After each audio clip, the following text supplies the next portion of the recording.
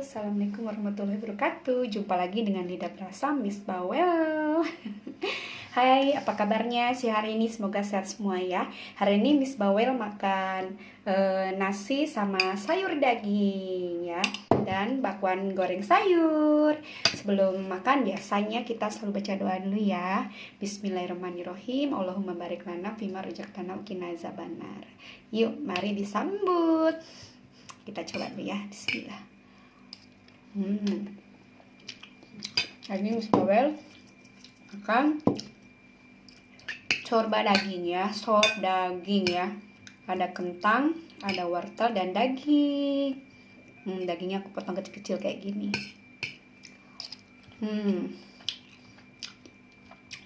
Pelengkapnya aku pakai bakwan goreng.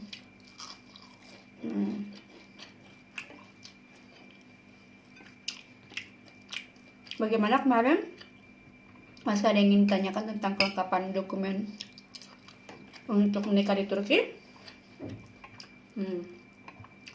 Kalau misalnya ada yang ditanyakan, monggo ya, silahkan. Yang penting paspor kalian itu masih berlaku ya. Belum habis masa berlaku paspornya, jadi pastikan paspornya masih berlaku. Jangan lupa kalau untuk ke Turki perdana tiketnya itu wajib PP ya. Oke kan? Biasa ya, hari dingin.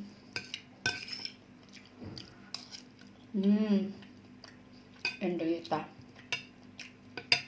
Aku tuh kalau masak gak pernah banyak garam, jadi garam itu nambah sendiri di piring.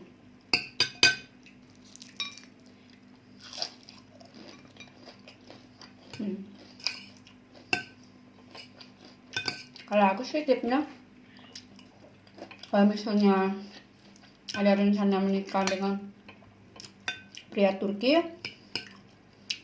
pastiin dulu ya keluarganya itu setuju ya, benar-benar dikenalin sama ayah ibunya, kenal keluarganya, nggak cuma kenal kalian berdua doang ya. Deket dulu ya, itu intinya. Deket dulu sebelum kalian merencanakan pernikahan ya dengan pria Turki atau wanita Turki. Jadi PDKT, kalau kata bahasa gaulnya itu PDKT dengan keluarganya dulu. Jadi jangan cuma deket sama calon suami atau calon istri, tapi dekat juga dengan keluarganya. Karena kan nanti setelah kita datang ke Turki, berarti kan ada sambutan ya dari keluarganya, jelas ya, kenal dengan kalian. Jangan sampai kejadiannya fatal gitu ya, cuma kenal sama dia doang, jauh-jauh datang dari Indonesia ke sana, yang ada cuma sengsaranya aja. Jadi harus tetap hati-hati seperti itu ya, apalagi kita kan wanita, nggak sembarangan juga ya. Kenal bapaknya, emaknya, adiknya, kakaknya, tantenya, bibinya, minimal mereka tahu kalau kalian itu punya hubungan sama anaknya gitu ya. Nah kan sini sistemnya dijodohin ya, jodohin sama keluarga, darah, sepupu, kayak gitu guys.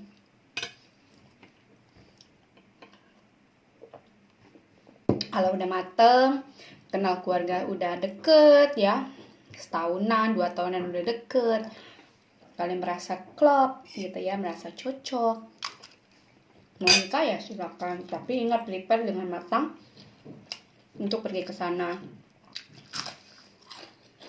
Apa aja dokumennya harus dibawa, jadi ketika sampai di negara yang kita tuju, kita nggak kesulitan gitu.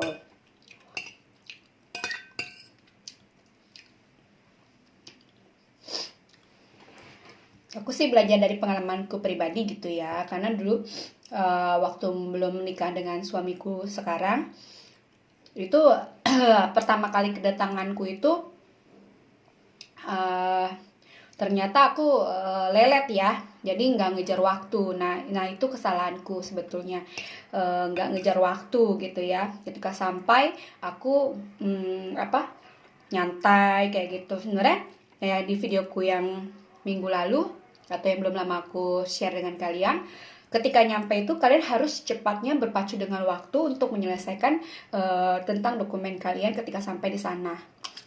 Kalau kalian sudah bawa dokumen lengkap dari Indonesia, itu yang aku bilang, waktunya sangat berharga, jadi kalian harus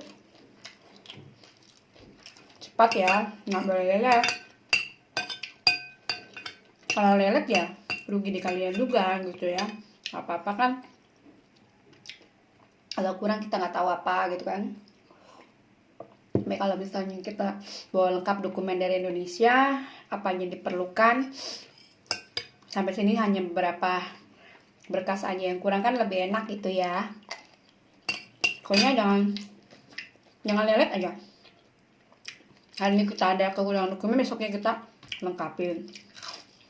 Dan selalu prepare dokumen fotokopi ya, yang asli juga dibawa. Jangan lupa akte kelahiran itu penting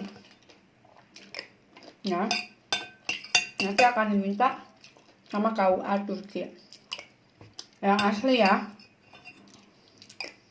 nggak boleh yang fotokopi. Kalau untuk yang akte kelahiran itu yang kita bawa harus yang asli, nanti kan dilihat, tapi tetap nggak diambil, maksudnya cuma dilihat dong yang aslinya kalau kalian tuh punya akte kelahiran kayak gitu.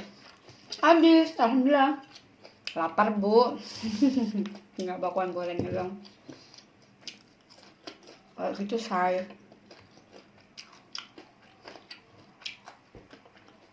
Yang penting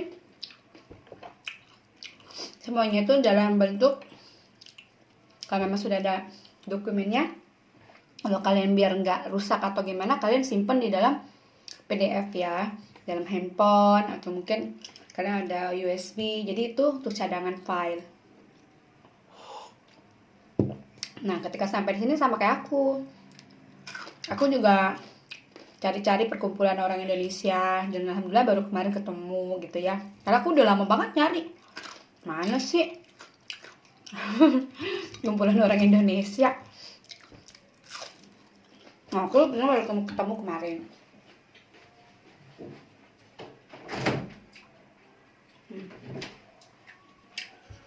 Lupa ada cabai.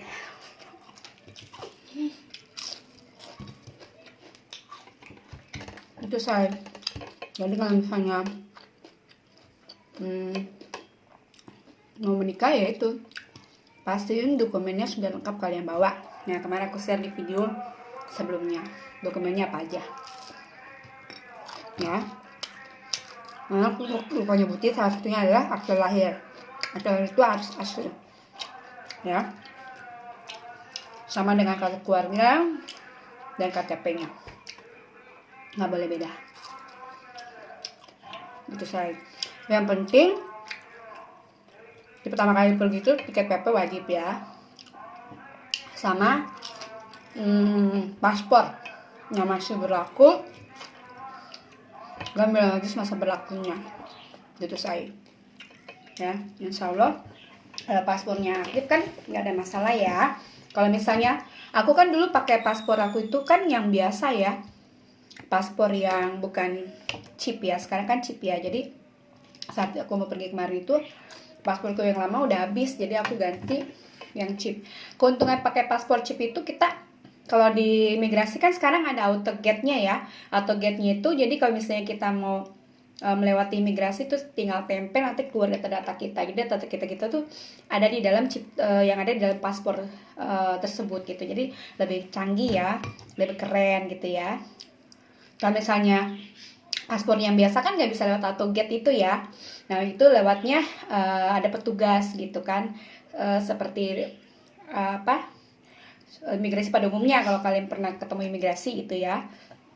Tapi kalau misalnya yang chip itu ada kemudahan kalian mau lewat melalui petugas atau autogate-nya. Autogate itu kayak misalnya eh, ada tempel untuk tempel paspor kita. Nanti akan kebaca, setelah itu akan lampunya berwarna hijau, kita bisa lewat gitu say. Jadi itu keuntungan kita pakai paspor chip ya, karena data kita itu dalam chip itu tuh lebih aman, dan itu jangan rusak ya say. Kemanapun kalau kita pergi dari Indonesia, mau jalan-jalan atau misalnya ada kegiatan penting lainnya, paspor kita itu pastikan aman ya, nggak rusak ya, lapisi lagi dengan plastik, karena robek, sobek atau misalnya apapun kondisinya itu yang apa membuat kerugian itu ke kitanya juga gitu. Jadi jangan sampai paspornya hilang dan rusak ya, nggak boleh ya. Kalau itu salah satu apa ya, alat ini ya, bukan alat namanya dokumen perjalanan, jadi nggak boleh rusak. Itu dokumen perjalanan antar negara ya, jadi nggak boleh hilang dan rusak. Pastikan tetap di dalam genggaman kalian kalau kalian sedang jalan kemanapun di luar negeri gitu ya. Jadi ya sampai pindah tangan, hilang, rusak, sobek, kebakar, ya aduh amit-amit ya, jangan sampai. Pastikan dokumennya, paspornya kalian itu aman ya, gitu say. Kalaupun misalnya kalian udah nikah, paspornya kalian simpan sendiri, pastinya harus ingat simpannya di mana ya, jangan sampai rusak. Usahakan disimpannya di tempat yang aman, nggak merusak paspor kita tuh ya. Kalau paspor rusak udah bermasalah itu dah. Jadi jangan sampai paspor yang kita pegang itu rusak. Itu sih ya, untuk memudahkan perjalanan kita kemana aja. Paspor itu kayak identitas kita ya, kayak gitu say. Untuk naik pesawat, nyebrang ke negara mana itu kan penting ya, makanya mana aku dari paspor yang biasa aku perpanjang pakai paspor yang chip ya.